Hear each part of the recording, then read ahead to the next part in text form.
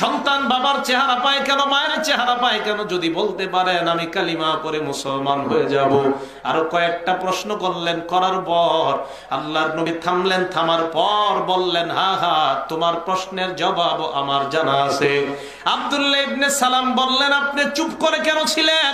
আল্লাহর নবী বলে, আল্লাহ আমাকে কিছু শিখায় না দিলে আমি বলতে পারি না।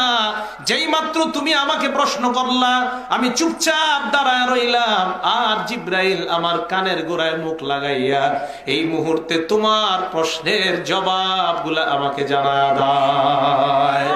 আল্লাহর নবী বললেন, জান্নাতীদেরকে প্রথম মেহমানদারি করা হবে কাবিদুল হুত।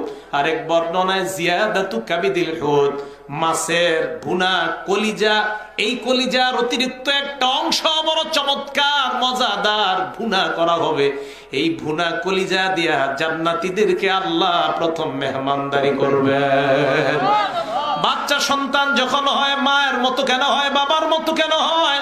আল্লাহর নবী জানায়া দিলেন, মা বাবার মতো হওয়ার কারণ হলো এই, মা এবং বাবা তারা মিলন করার পর তাদের মধ্যে যে সম্পর্কটা কায়েম হয়, মা এবং বাবার ওই সম্পর্ক কায়েম করার পর যে জিনিসটার মাধ্যমে সন্তান হয়, ওই জিনিসগুলার মধ্যে লড়াই হয়। লড়াইয়ে যে জিতে যায় তার মতোই সন্তানটা দুনিয়ার মধ্যে হয়। যদি মহিলারটা জিতে যায়, সন্তানটা মহিলার কালার হয়। আর যদি বাবারটা জিতে যায়, তাহলে বাবার কালার হয়। মার সন্তান মেয়ে হয় আর ছেলে হয়। মনে রাখবেন, ছেলে হোক মেয়ে হোক, এটা মহিলার কোনো দোষ নয়। সন্তান দুনিয়ার মধ্যে যখন আসে, ওই সন্তান ছেলে হোক আর মেয়ে হোক, উভয়টার কারণ বাবা। তবে চেহারার আকৃতি হওয়ার কারণ হয়তো মায়ের মতো না হয় বাবার মতো। কেন? কারণ কোন ক্ষেত্রে মায়েরটা বিজয় হয়ে যায়, কোন ক্ষেত্রে বাবারটা বিজয় হয়ে যায়। বাবারটা যদি বিজয় হয়, সন্তানের চেহারা বাবার মতো হয়।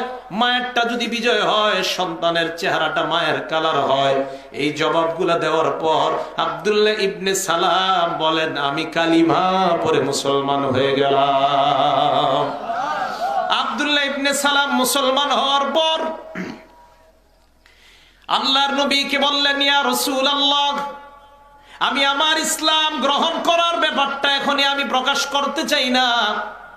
আল্লাহর নবী বললেন, কেন? কয়, হুজুর, ইহুদীদের সামনে যদি আমি আমার ইসলাম গ্রহণের কথাটা এখন প্রকাশ করি, ইহুদিরা আমাকে উল্টা পাল্টা বলবে।